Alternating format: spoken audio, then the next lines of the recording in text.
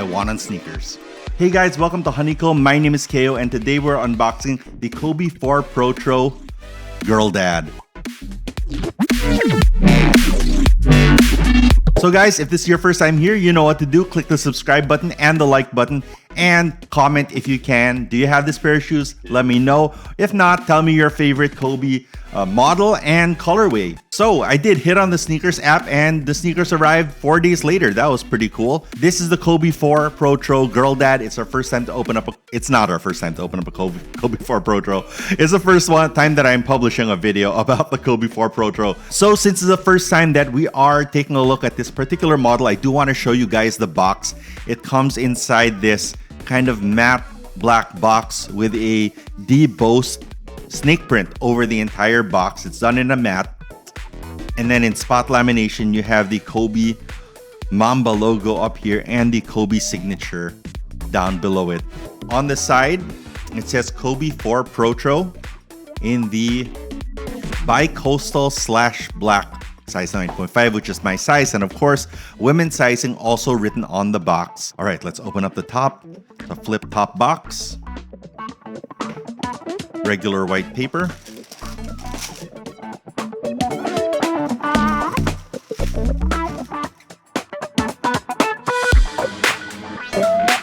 And this is the Kobe 4 Protro.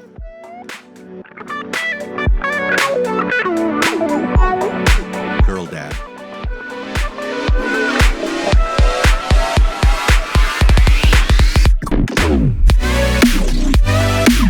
Alright, so let's dive right in. Now, the Kobe 4 is a Protro or performance retro of the Kobe 4, which originally came out in the early 2000s. This particular model, the Protro version, has actually been available for around 5 years now, which is nuts. And probably also nuts is that when they first came out, even though lots of players were already wearing them, you could still kind of buy them when they became available.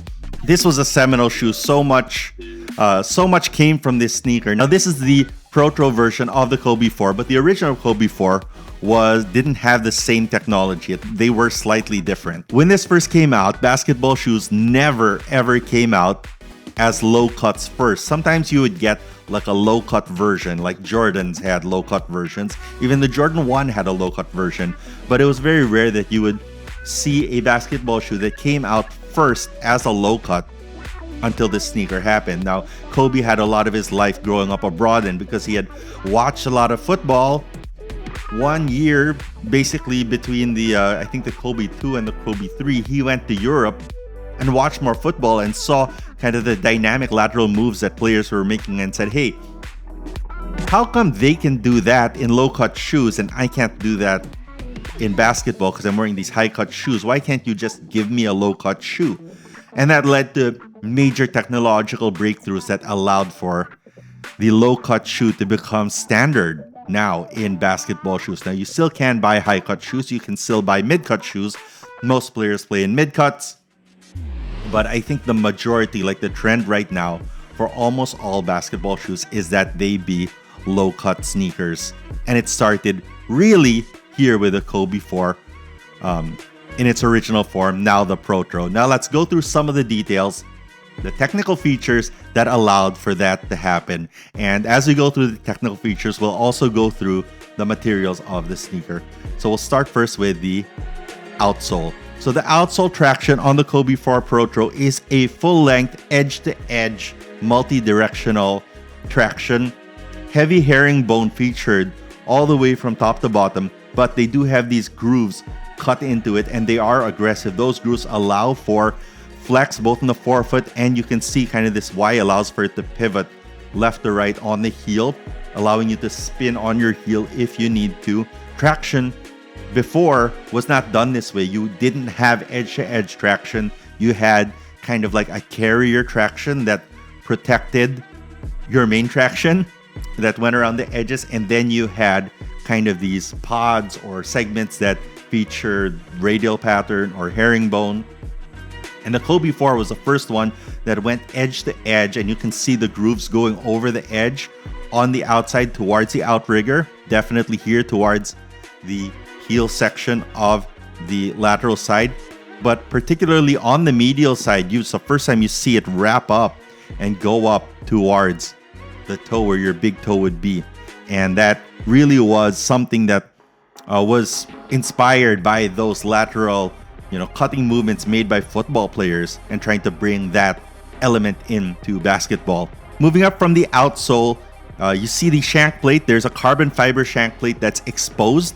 So you see this thing ran about from here to here, or runs from about here to here, a mid-sized shank plate that will create some torsional support and rigidity. And then you come to the foam. So the midsole foam is Phylon. The original was also Phylon, but I think a couple of things that they did to update this sneaker were mostly done in the midsole. So first is the blend of the Phylon. Now the original was Phylon. This one uses a more plush Phylon, so they've kind of changed the formulation to bring it up to date with how they've seen better EVA foams perform in modern basketball.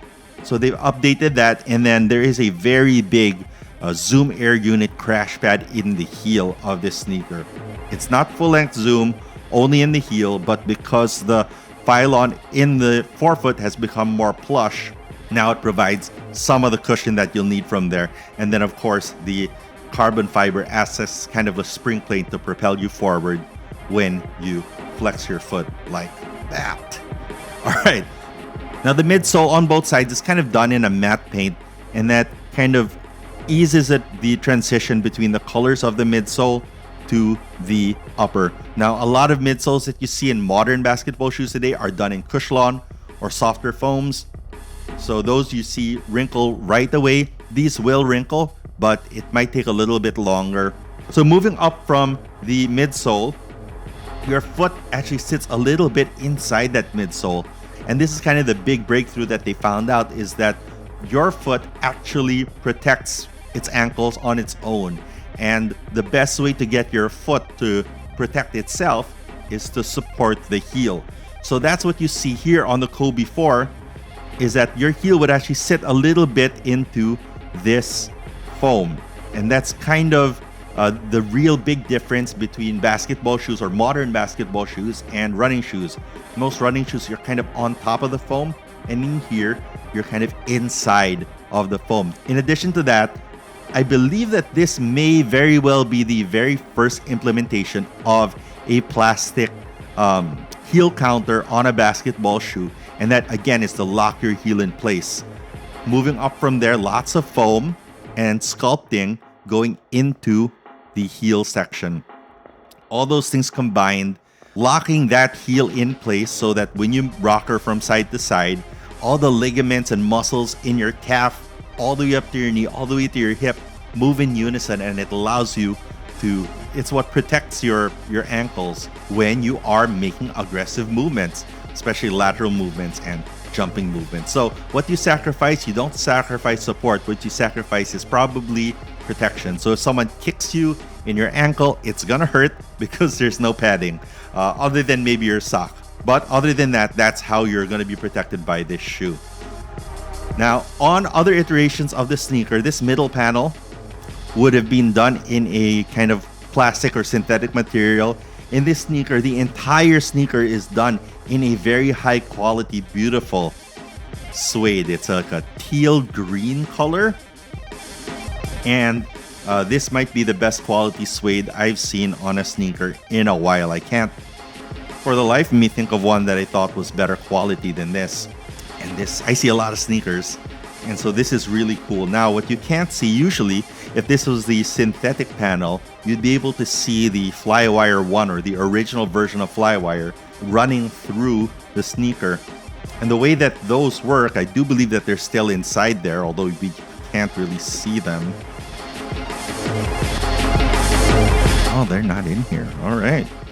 Anyway, so with the original Kobe 4 and most of the Protros, what you have is Flywire 1, which is a cabling system, in this case made of a flat plastic that would run from the Strobel board all the way up to the laces so that you could get a customized fit when you're wearing them to play basketball.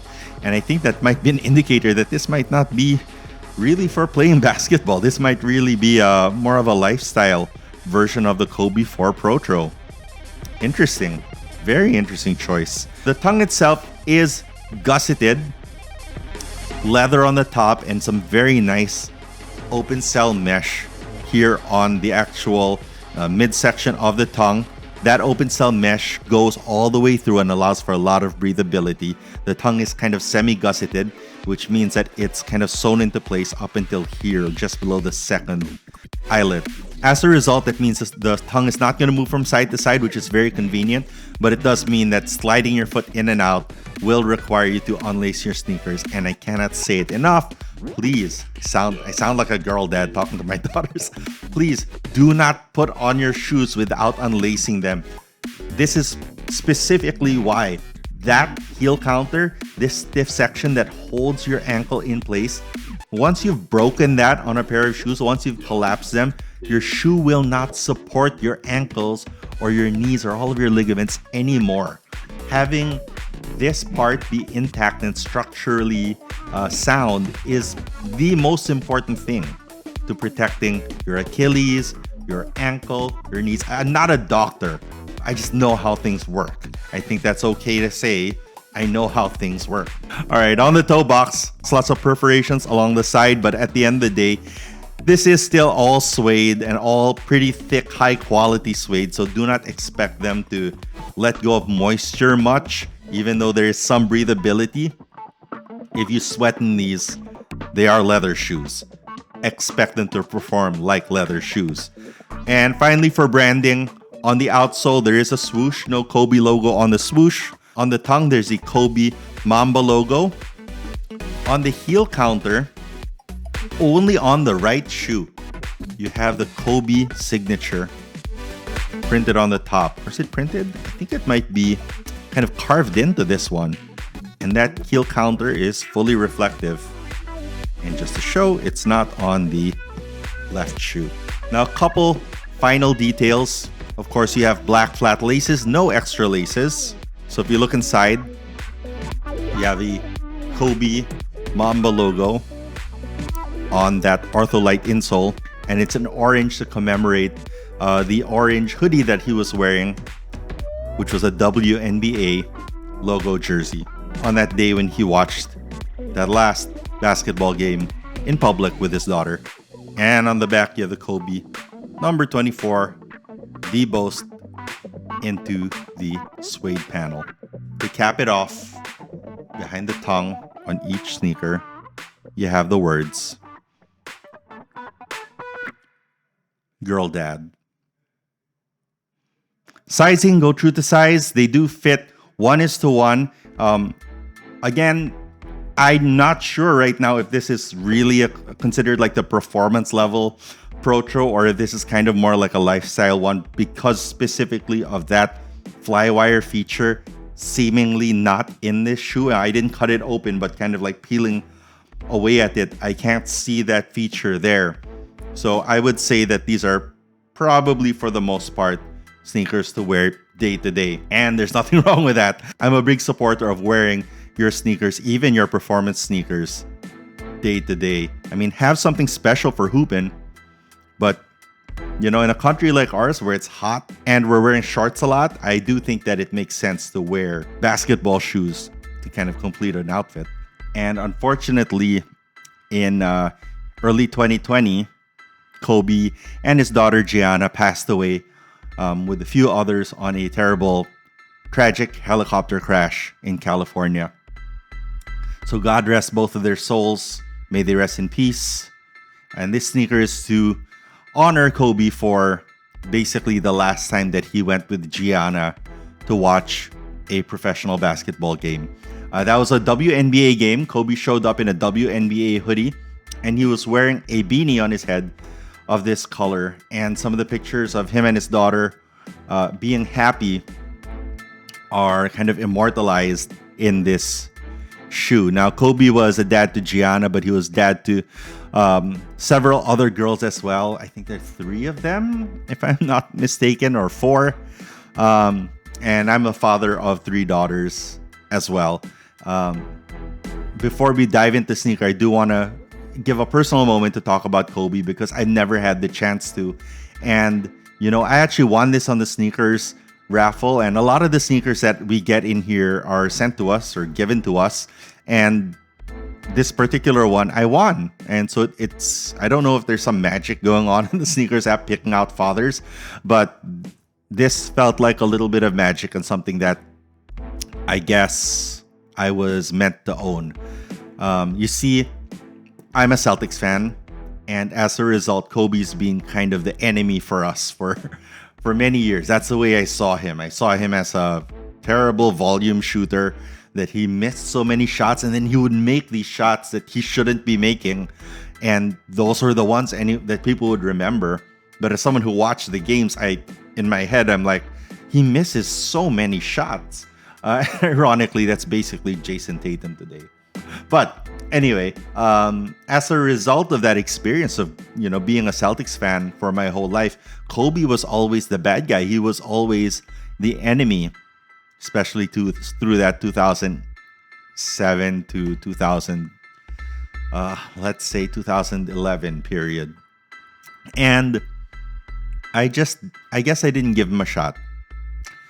Fast forward to 2020, where I was watching a video on YouTube, and you can look it up. It's from the All the Smoke podcast, I believe, where Kobe goes on there and talks to Matt Barnes and the guys on that show. Sorry, name slips my head. But he goes on that show and he talks about his experience as a girl dad more than anything else. Now, I had heard the Mamba mentality stuff. I had heard the Kobe superstar stuff, but I had never really given him the time to hear the girl dad stuff. And that was the first time when I really heard about his, what he was doing in girls sports, in what he was doing as a father to Gianna and his other girls. And Gianna had become a really good basketball player already at this point through the Mamba Academy, which he had set up for girls. And it was a big push with Kobe to have his sneakers available for in kid sizing and for women. And specifically, I remember we would see Kobe's just sitting on shelves in stores all the time back then. And kind of through that lens of understanding Kobe as a father, I decided to give him another chance, right? So I started watching Kobe clips on YouTube and started to watch them a bit more as an adult, I guess, and in a vacuum, kind of ignoring what he was wearing and seeing what he was doing.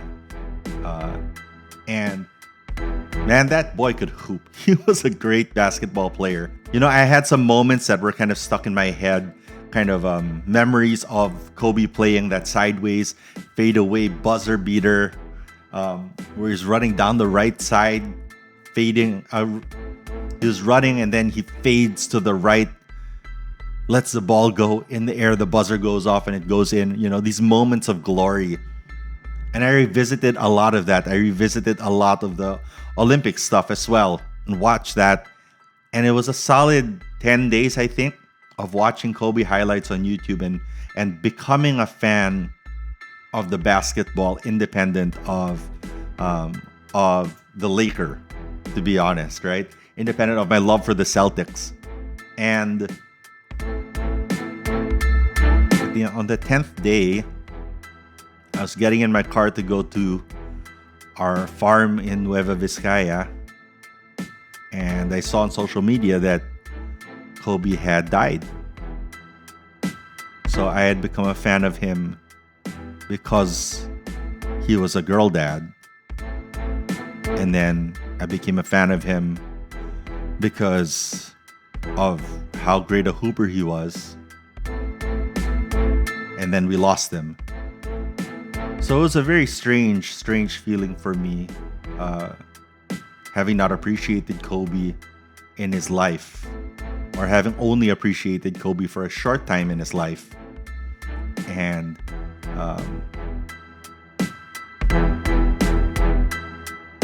now I have no choice but to appreciate him in his death. So that's to explain why this right here is my first Kobe ever. Yeah, I think this is my first Kobe ever. And I think And it's fitting. I can only say that I'm grateful that I got to see him for who he was as a father while he was alive. That I could appreciate him as a hooper, what little bit I got while he was alive. I saw him as the villain, I saw him as the hero. But more than anything, the thing that won me over was as a father. So this weekend is Father's Day, and I'm gonna wear these shoes. I now teach my daughters how to play basketball. I'm not a great teacher, but I want them to remember that we did this together and what fun and loving that can be.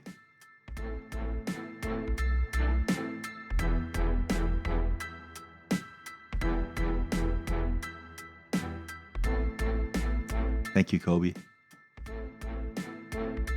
The rest of you who are watching, I wish you good luck, good health, great pickups, and a happy Father's Day.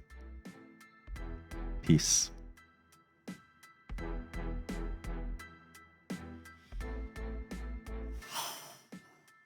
Yeah, that's going to go in the end of the video.